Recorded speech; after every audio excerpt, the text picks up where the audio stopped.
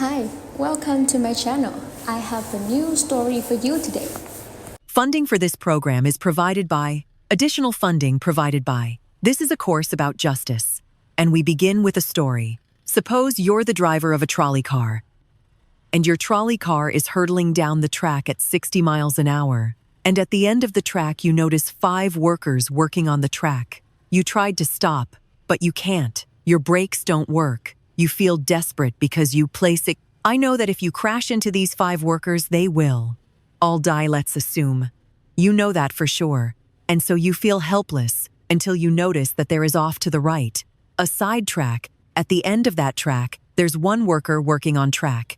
Your steering wheel works, so you can turn the trolley car if you want onto this side track, killing the one, but sparing the 5. Here's our first question. What's the right thing to do? What would you do? Let's take a poll. How many would turn the trolley car onto the side track? How many wouldn't? How many would go straight ahead? Keep your hands up. Those of you who'd go straight ahead. A handful of people would. The vast majority would turn. Let's hear first. Now we need to begin to investigate the reasons why you think it's the right thing to do. Let's begin with those in the majority who would turn to go onto side track. Why would you do it? What would be your reason? Who's willing to volunteer a reason? Go ahead. Stand up, because it can't be right to kill 5 people when you can only kill 1 person instead. It wouldn't be right to kill 5 if you could kill 1 person. Instead, that's a good reason. That's a good reason. Who else? Does everybody agree with that reason? Go ahead. Well, I was thinking it was the same reason it was on 9/11. We regard the people who flew the plane into the Pennsylvania field as heroes because they chose to kill the people on the plane and not kill more people in big buildings. So the principle there was the same on 9/11. It's tragic circumstance. But better to kill 1 so that 5 can live. Is that the reason most of you have? Those of you who would turn, yes. Let's hear now from those in the minority, those who wouldn't turn. Well, I think that same type of mentality that justifies genocide and totalitarianism in order to save one type of race, you wipe out the other. So what would you do in this case? You would, to avoid the horrors of genocide, you would crash into the 5 and kill them. Presumably, yes. Okay, who else? That's a brave answer. Thank you. Let's consider another trolley car case and see whether those of you in the majority want to adhere to the principle better that 1 should die so that 5 should live. This time, you're not the driver of the trolley car. You're an onlooker standing on a bridge overlooking a trolley car track, and down the track comes a trolley car. At the end of the track are 5 workers. The brakes don't work. The trolley car is about to careen into the 5 and kill them. And now you're not the driver. You really feel helpless until you notice standing next to you leaning over the bridge. Is it very fat man? And you could give him a shove. He would fall over the bridge onto the track right in the way of the trolley car. He would die, but he would spare the 5. Now, how many would push the fat man over the bridge? Raise your hand. How many wouldn't buy? Most people wouldn't. Here's the obvious question. What became of the principle better to save 5 lives, even if it means sacrificing 1? What became of the principle that almost everyone endorsed in the first case? I need to hear from someone who was in the majority in both cases. Is how do you explain the difference between the two? The second one, I guess, involves an active choice of pushing a person, and down which I guess that person himself would otherwise not have been involved in the situation at all. And so to choose on his behalf, I guess to involve him in something that he otherwise would have this escaped is, I guess, more than what you have in the first case, where the 3 parties, the driver and the 2 sets of workers are already, I guess, in this situation. But the guy working, the one on the track off to the side, he didn't choose to sacrifice his life any more than the fat guy did. Did he? That's true. But he was on the tracks. This guy was on the bridge. Go ahead. You can come back if you want. All right. It's a hard question, but you did well. You did very well. It's a hard question. Who else can find a way of reconciling the reaction of the majority in these 2 cases? Yes.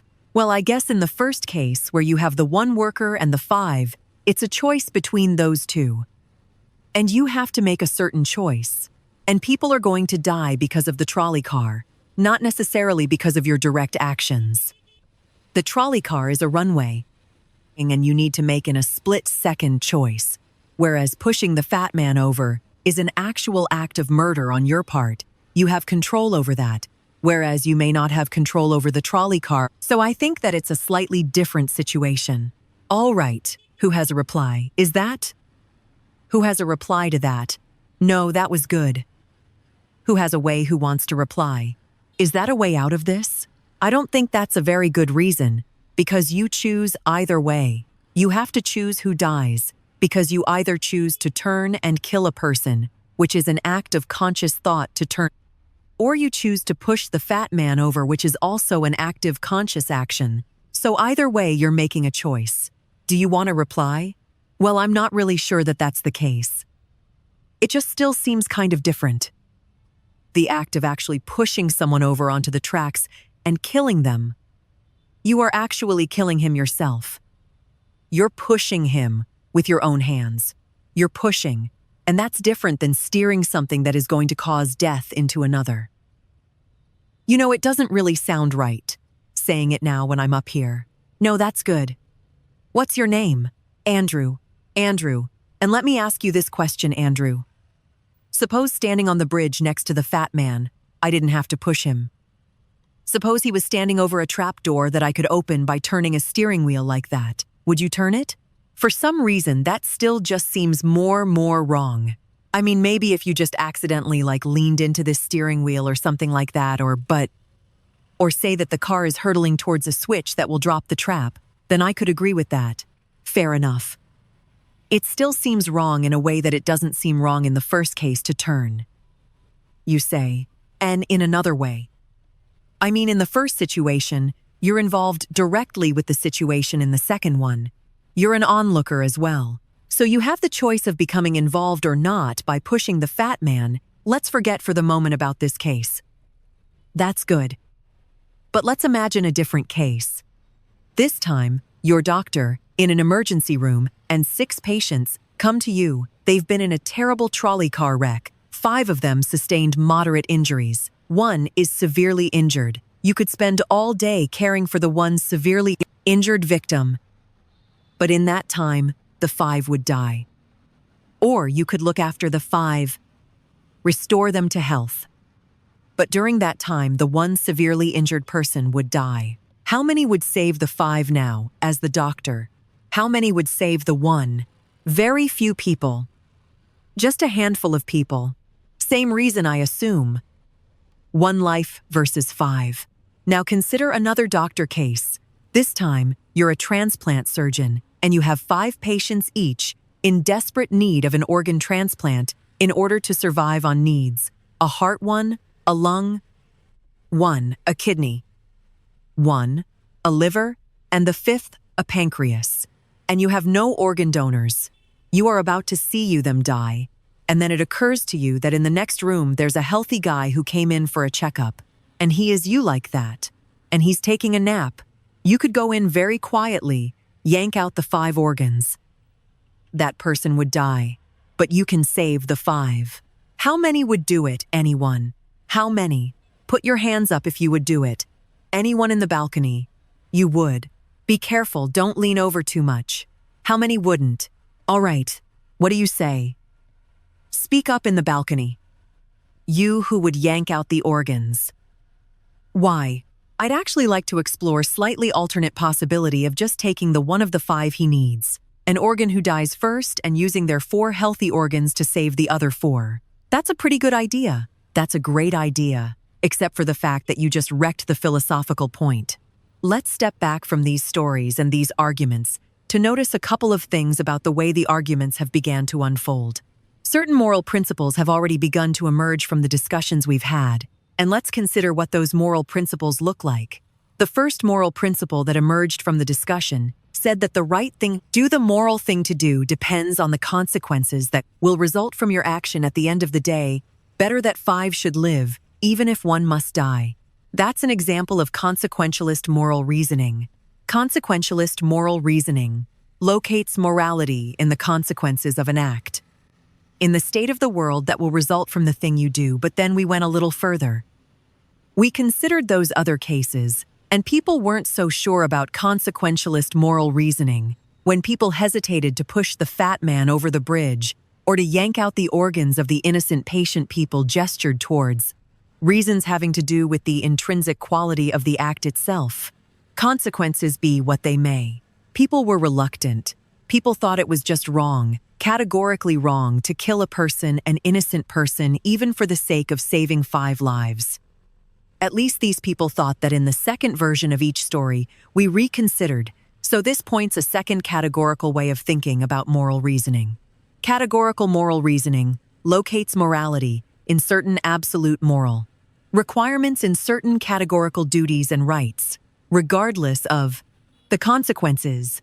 We're going to explore in the days and weeks to come the contrast between consequentialist and categorical moral principles. The most influential example of consequential moral reasoning is utilitarianism, a doctrine invented by Jeremy Bentham, the 18th century English political philosopher. The most important philosopher of categorical moral reasoning is the 18th century German philosopher Immanuel Kant. So we will look at those two different modes of moral reasoning, assess them, and also consider others. If you look at the syllabus, you'll notice that we read a number of great and famous books. Books by Aristotle, John Locke, Immanuel Kant, John Stuart Mill, and others. You'll notice too from the syllabus that we don't only read these books, we also all take up contemporary political and legal controversies that raise philosophical questions.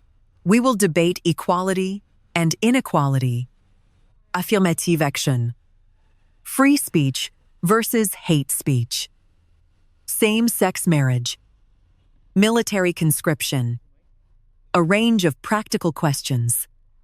Why not just to enliven these abstract and distant books, but to make clear, to bring out what's at stake in our everyday lives, including our political lives? For philosophy. So we will read these books, and we will debate these issues, and we'll see how each informs and illuminates the other. This may sound appealing enough, but here I have to issue a warning. And the warning is this: to read these books in this way, as an exercise in self-knowledge, to read them in this way carries certain risks that are both personal and political. Risks that every student of political philosophy have known. These risks spring from that fact that philosophy teaches us and unsettles us by confronting us with what we already know. There's an irony. The difficulty of this course consists in the fact that it teaches what you already know. It works by taking what we know from familiar, unquestioned settings and making it strange. That's how those examples worked the hypotheticals with which we began, with their mix of playfulness and sobriety. It's also how these philosophical books work. Philosophy estranges us from the familiar, not by supplying new information, but by inviting and provoking a new way of seeing. And here's the risk. Once the familiar turns strange, it's never quite the same again. Self-knowledge is like lost innocence. However unsettling you find it, it can never be unthought or unknown. What makes this enterprise difficult, but also riveting, is that moral and political philosophy is a story, and you don't know where this story will lead, but what you do know is that the story is about you. Those are the personal risks. Now, what of the political risks? One way of introducing, of course, like this, would be to promise you that by reading these books and debating these issues, you will become a better, more responsible citizen. You will examine the presuppositions of public policy. You will hone your political judgment. You'll become a more effective participant in public affairs, but this would be a partial and misleading promise. Political philosophy, for the most part, hasn't worked that way. You have to allow for the possibility that political philosophy may make you a worse citizen rather than a better one, or at least a worse citizen before it makes you a better one. And that's because philosophy is a distancing, even debilitating activity, and you see this going back to Socrates. There's a dialogue, the Gorgias, in which one of Socrates' friends, Callicles, tries to talk him out of philosophizing. Callicles tells Socrates, "Philosophy is a pretty toy. if one indulges in it with moderation at the right time of life, but if one pursues it further than one, should it is absolute ruin. Take my advice, Calicles says. Abandon argument. Learn the accomplishments of active life.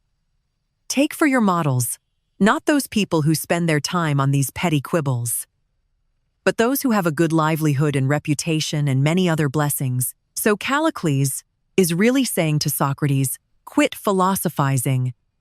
Get real, go to business school. And Calicles did have a point. He had a point, because philosophy distances us from conventions, from established assumptions, and from settled beliefs.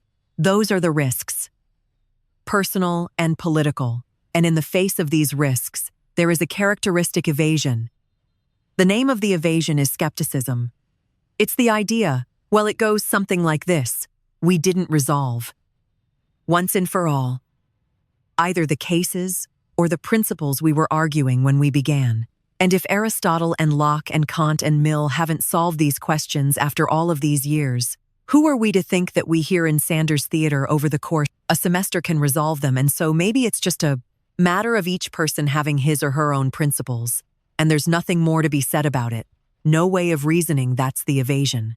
The evasion of skepticism, to which I would offer the following reply. It's true, these questions have been debated for a very long time, but the very fact that they have reoccurred and persisted may suggest that though they're impossible in one sense, they're unavoidable in another, and the reason they're unavoidable, the reason they're inescapable, is that we live some answer to these questions every day. So skepticism, just throwing up their hands and giving up on moral reflection, is no solution. Immanuel Kant described very well the problem with skepticism when he wrote Skepticism is a resting place for human reason, where it can reflect upon its dogmatic wanderings, but it is no dwelling place for permanent settlement.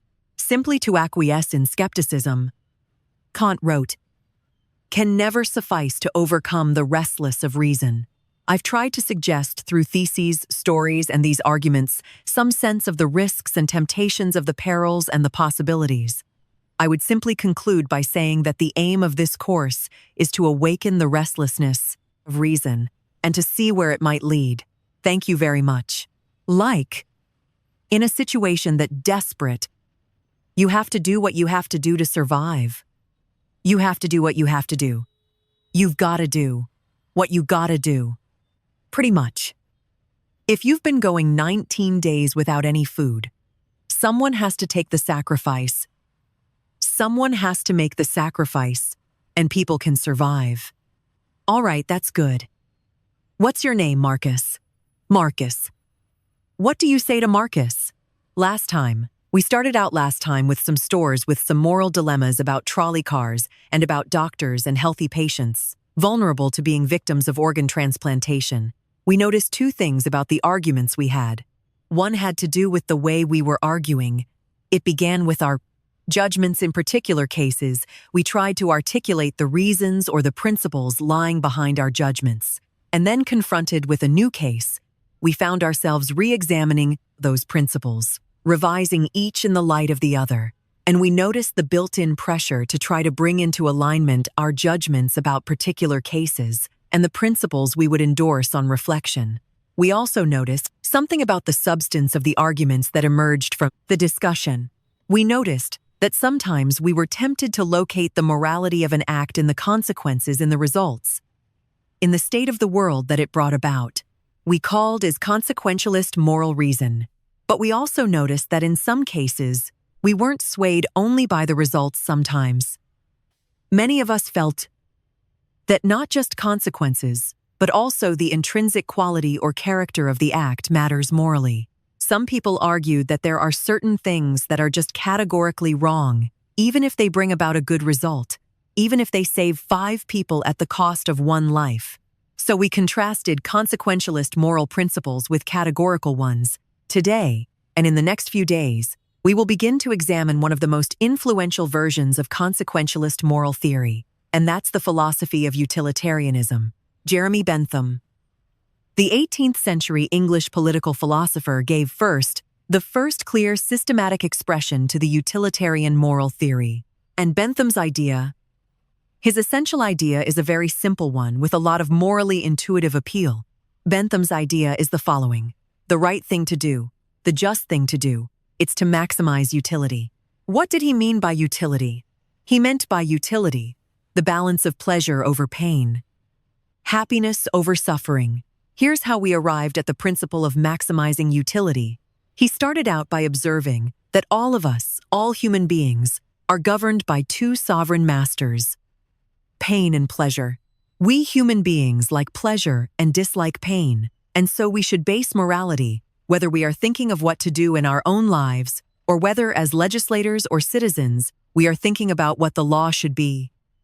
The right thing to do individually or collectively is to act in a way that maximizes the overall level of happiness. Bentham's utilitarianism is sometimes summed up with the slogan, "The greatest good for the greatest number." With this basic principle of utility on hand, let's begin to test it and to examine it by turning to another case, another story, but this time, not a hypothetical story. A real-life story, the case of the Queen versus Dudley and Stevens. This was a 19th century British law case that's famous and much debated in law schools. Here's what happened in the case. I'll summarize the story, and then I want to hear how you would rule imagining that you are the jury. A newspaper account of the time described the background. A sadder story of disaster at sea was never told than that of the survivors of the yacht Mignonette. The ship foundered in the South Atlantic. 1,300 miles from the Cape, there were 4 in the crew. Dudley was the captain, Stevens was the first mate, Brooks was a sailor. All men of excellent character. Or so the newspaper account tells us. The 4th crew member was the cabin boy. Richard Parker, 17 years old.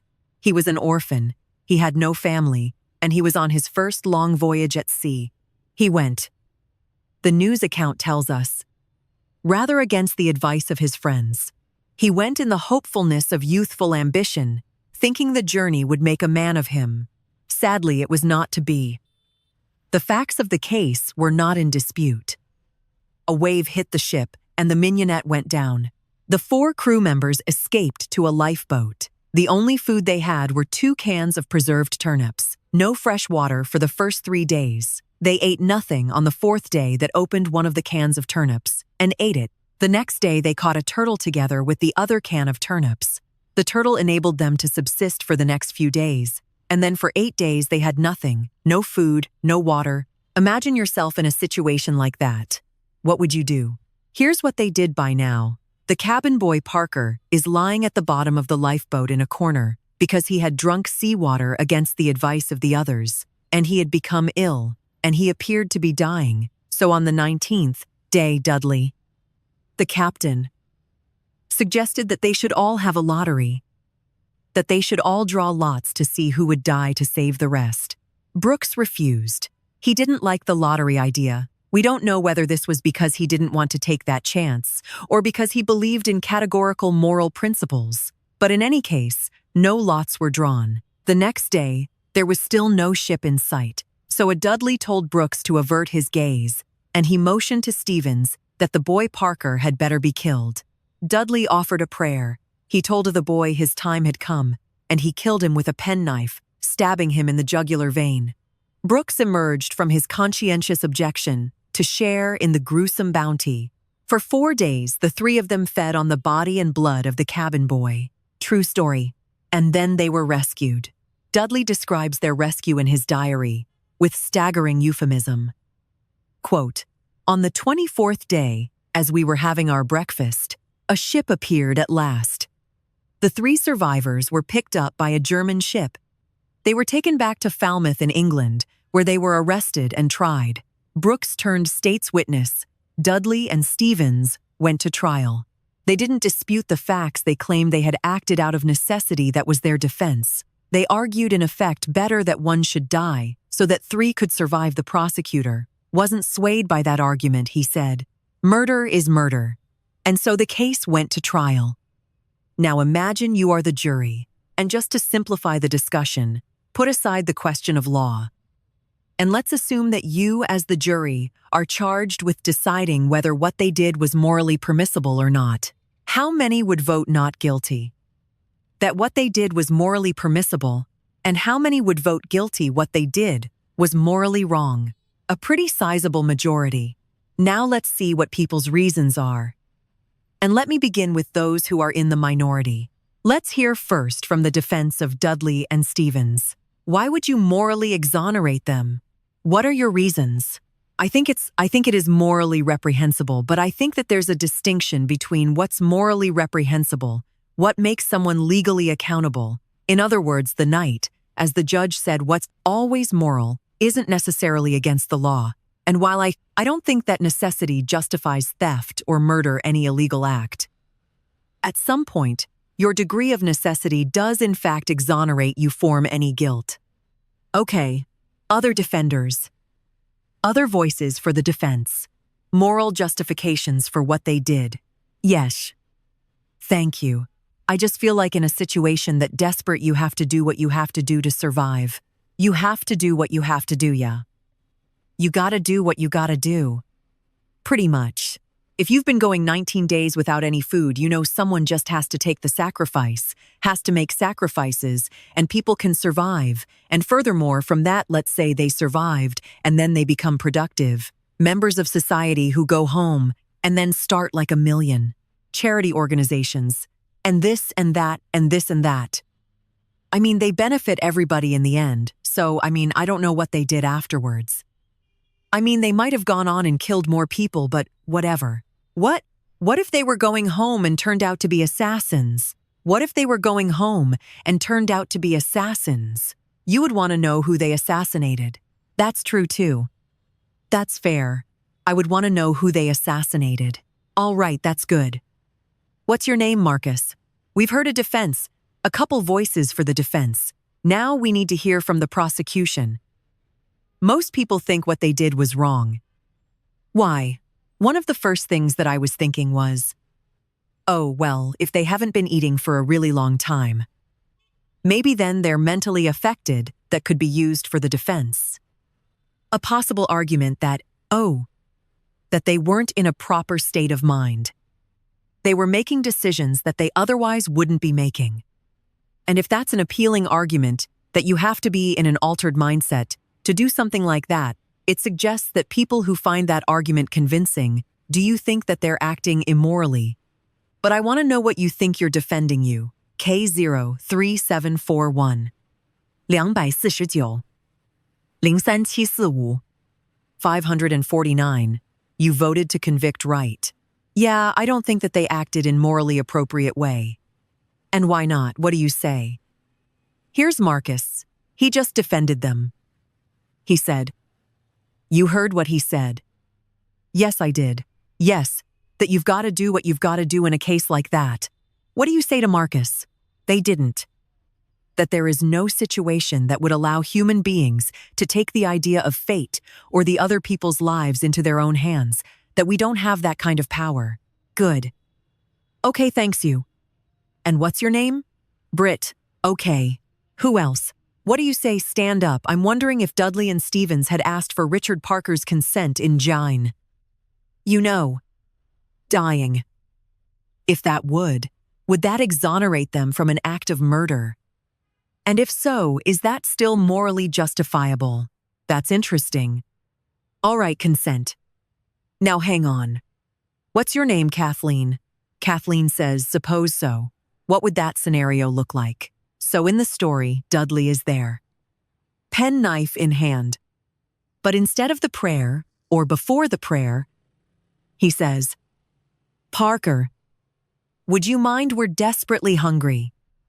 As Marcus empathizes with we're desperately hungry, you're not going to last long anyhow. You can be a martyr. Would you be a martyr? How about it, Parker? Then what do you think? Would be morally justified then. Suppose Parker in his semi-stupor says, okay, I don't think it'll be morally justifiable, but I'm wondering. Even then, it wouldn't be no.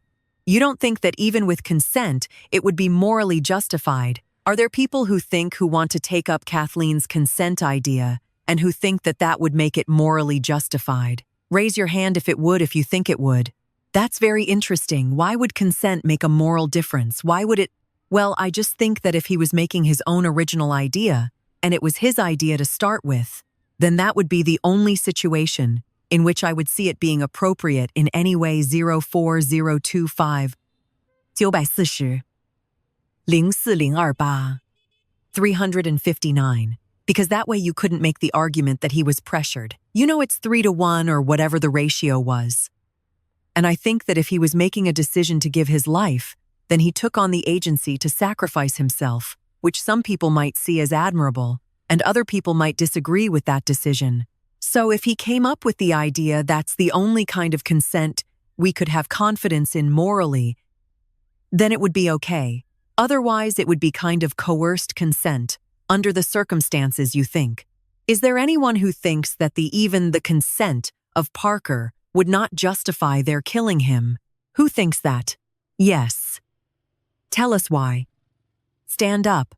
I think that Parker would be killed with the hope that the other crew members would be rescued. So there's no definite reason that he should be killed, because you don't know when they're going to get rescued. So if you kill him, you're killing him in vain. Do you keep killing a crew member until you're rescued, and then you're left with no one, because someone's going to die eventually? Well, the moral logic of the situation seems to be that they would keep on picking off the weakest, maybe onebiwan, until they were rescued. And in this case, luckily, when 3 at least were still alive. Now, if Parker did give his consent, would it be all right? Do you think or not? No. It still wouldn't be right. Tell us why wouldn't be all right. First of all, cannibalism, I believe, is morally incorrect, so you shouldn't be eating a human anyway. So cannibalism is morally objectionable outside. So then even in the scenario of waiting until someone died still, it would be objectionable. Yes. To me personally, I feel like of it all depends on one's personal morals. Like we can't just... Like this is just my opinion. Of course other people are going to disagree. Well, let's see. Let's hear what their disagreements are, and then we'll see if they have reasons that can persuade you or not. Let's try that. Is there someone who can explain? Those of you who are tempted by consent, can you explain why consent makes such a moral difference? What about the lottery idea? Does that count as consent? Remember at the beginning, Dudley proposed a lottery. Suppose that they had agreed to a lottery. Then how many would then say it was all right? Say there was a lottery. Cabin boy lost. And the rest of the story unfolded. How many people would say it's morally permissible? So the numbers are rising if we add a lottery. Let's hear from one of you, for whom the lottery would make a moral difference. Why would it? I think the essential element, in my mind, that makes it a crime is the idea that they decided at some point that their lives were more important than his. And that's kind of the basis for really any crime, right? It's like my needs. My desire is more important than yours, and mine take precedent. And if they had done a lottery where everyone consented that someone should die, and it's sort of like they're all sacrificing themselves to save the rest, then it would be all right. A little grotesque, but morally permissible, yes. What's your name, Matt? So, Matt, for you, what bothers you is not the cannibalism, but the lack of due process. I guess you could say that. And can someone who agrees with Matt say a little bit more about why a lottery would make it, in your view, morally permissible? The way I understood it originally was that was the whole issue, is that the cabin boy was never consulted about whether or not something was going to happen to him, even though with the original lottery, whether or not he would be part of that, it was just decided that he was the one that was going to die. Yes, that's what happened in the actual case, but if there were a lottery, and they all agreed to the procedure, you think that would be okay, right? Because everyone knows that there's going to be a death, whereas the cabin boy didn't know that this discussion was even happening. There was no, forewarning for him to know that, hey, I may be the one that's dying. Okay. Now suppose everyone agrees to the lottery they have. The lottery the cabin boy loses any changes, his mind. You've already decided. It's like a verbal contract. You can't go back on that. You've decided the decision was made. You know if you know you're dying for the reason for it others to live. You know if the someone else had died, you know that you would consume them. So, but then he could say, I know. But I lost. I just think that that's the whole moral issue, is that there was no consulting of the cabin boy, and that's what makes it the most horrible, is that he had no idea what was even going on. That if he had known what was going on, it would be a bit more understandable. All right. Good. Now I want to hear. So there's some who think it's morally permissible, but only about 20%. Led by Marcus. Then there are some who say the real problem here is the lack of consent, whether the lack of consent to a lottery to a fair procedure or Kathleen's idea. Lack of consent at the moment of death. And if we add consent, then more people are willing to consider the sacrifice morally justified. I want to hear now, finally, from those of you who think, even with consent, even with a lottery, even with a final murmur of consent from Parker at the very last moment, it would still be wrong. And why would it be wrong? That's what I want to hear. Well, the whole time I've been leaning towards the categorical moral reasoning, and I think that there's a possibility I'd be okay with the idea of the lottery and then loser taking into their own hands to kill themselves. So there wouldn't be an act of murder, but I still think that even that way it's coerced. And also I don't think that there's any remorse. Like in Dudley's diary, we're getting our breakfast. It seems as though he's just sort of like, oh, you know, that whole idea of not valuing someone else's life. So that makes me feel like I have to take the categorical stance. You want to throw the book at him when he lacks remorse or a sense of having done anything wrong. Right. All right. Good. So are there any other defenders who say it's just categorically wrong? With or without consent? Yes, stand up. Why? I think undoubtedly the way our society is shaped. Murder is murder. Murder is murder. And every way our society looks down at it in the same light, and I don't think it's any different in any case. Good, now let me ask you a question. There were 3 lives at stake versus 1. The one that the cabin boy, he had no family, he had no dependents.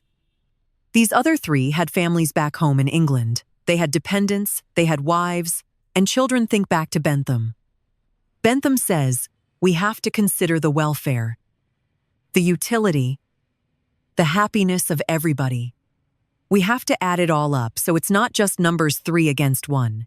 It's also all of those people at home. In fact, the London newspaper at the time and popular opinion sympathized with them, Dudley and Stevens, and the paper said they weren't motivated by affection and concern for Tue, their loved ones at home and dependents. Surely they wouldn't have done this. Yeah. And how is that any different from people on the corner trying to having the same desire to feed their family? I don't think it's any different. I think in any case, if I'm murdering you to advance my status, that's murder, and I think that we should look at all of that in the same light. Instead of criminalizing certain activities and making certain things seem more violent and savage, when in that same case, it's all the same act and mentality that goes into the murder. A necessity to feed their families. Suppose there weren't 3.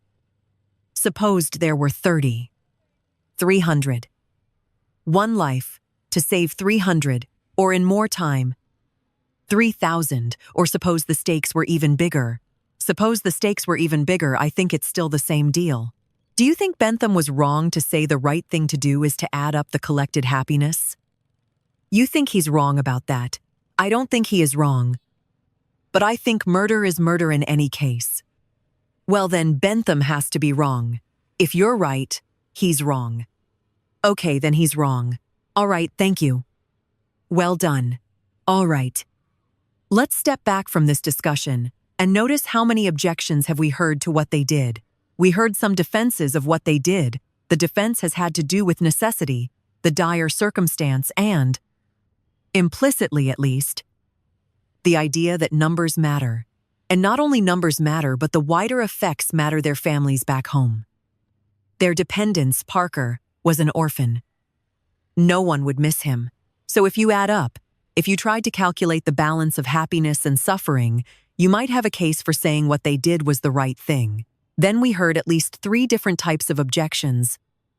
We heard an objection that said what they did was categorically wrong. Right here at the end, categorically wrong. Murder is murder. It's always wrong, even if it increases the overall happiness of society. The categorical objection, but we still need to investigate why murder is categorically wrong. Is it because even cabin boys have certain fundamental rights? And if that's the reason, where do those rights come from, if not from some idea of the larger welfare or utility or happiness? Question number 1. Others said a lottery would make a difference.